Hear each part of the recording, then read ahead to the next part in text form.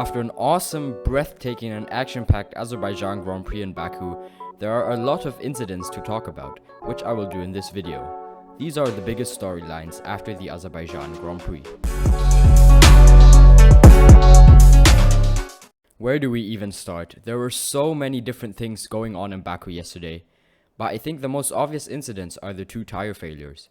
On lap 30 of the race, Lance Stroll had a huge tire blowout near the pit entry and spun violently into the wall, which brought out the safety car. After the restart, Verstappen was leading, though with 5 laps to go, he suffered his own tire blowout going down the main straight. On both occasions, the rear left tire blew out. Especially after Max's incident, everyone was fuming with Pirelli, questioning their choice of bringing softer compounds to this race than to the 2019 race 2 years ago. To add to that, everyone was unhappy that Pirelli made something like that happen, which ultimately affected the World Championship massively. Though Pirelli's head of F1, Mario Isola, believed that none of these failures were due to tire wear, since a lot of different drivers and teams were running the same compound for the same distance. Plus, the rear left tire is not the most stressed in Baku, because that is obviously the rear right tire which is the most stressed.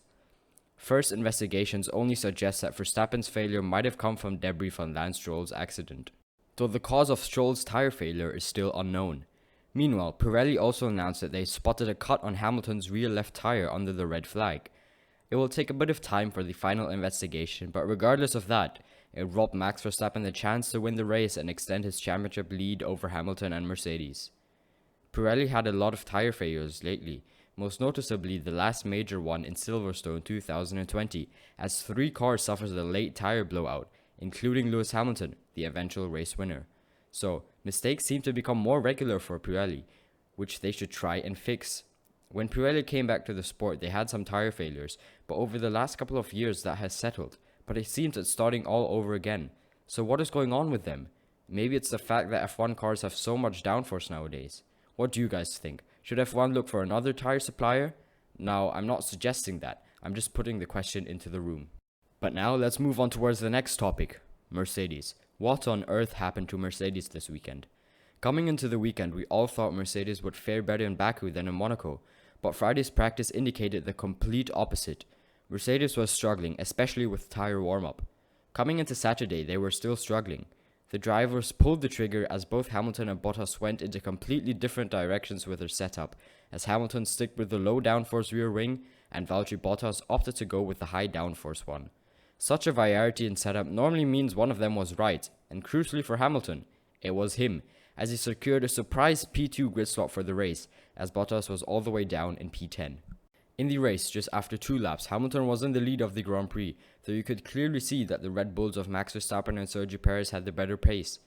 After the round of pit stops, both Max and Sergio overcut Hamilton, as he fell down to P3. Nevertheless, he kept the pressure on Perez for the whole of the second stint, until the red flag came out in lap 49 following Max Verstappen's crash. The race restarted with a standing start for the final 2 laps, as Hamilton was in P2 behind Sergio Perez. A P2 finish would have given Hamilton 18 points and, crucially, gifted him a big championship lead, which would have been hard to catch up for Max Verstappen and Red Bull. As the lights went out for the restart, Hamilton sailed past Sergio Perez, but to only then misjudge the braking and lock up to go completely straight on, undoing all his hard work in the race, as he was now in last place. Later it turned out, Hamilton accidentally switched on the brake magic, as they call it down at Mercedes. The brake magic is used during safety car times, which helps heating the brakes, though altering the brake bias too. Hamilton said when Perez moved over, he accidentally touched that button, which basically switched the brakes off. So in the end, he finishes outside of the points on an occasion in which he could have gained a massive lead in the championship, but in the end, it's a fair result.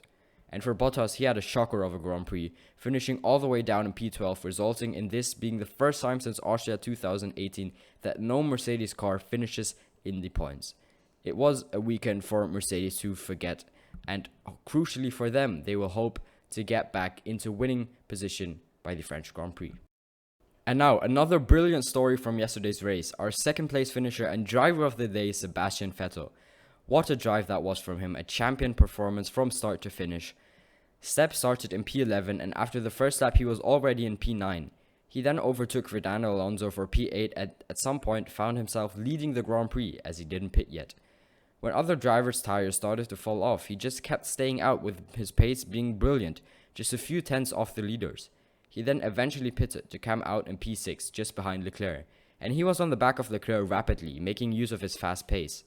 Though, then the safety car came out, which bunched up the field, and the good news was, Sebastian Vettel had much fresher tires than all the cars around him, which was a result of his brilliant first stint.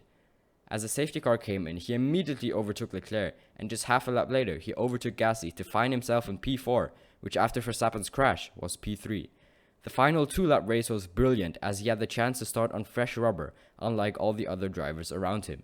In the end, he finished the Grand Prix in a brilliant P2 after an awesome performance. It seems he has the confidence in himself back and in the car, as we are seeing the old Vettel from 2013 back again, which is great to see. Let's hope he can keep this up. But of course, Sergio Perez and Pierre Gasly drove amazingly over the race weekend too. They both deserved their success they had this weekend, and we hope for Perez's sake too, they can keep this up. All in all, everyone in the top 10 did a great job. What a race we had. I think we can all say, well done Baku. That would be it for today's video. Please let me know in the comments what you think. I hope you enjoyed. See you next time. Goodbye.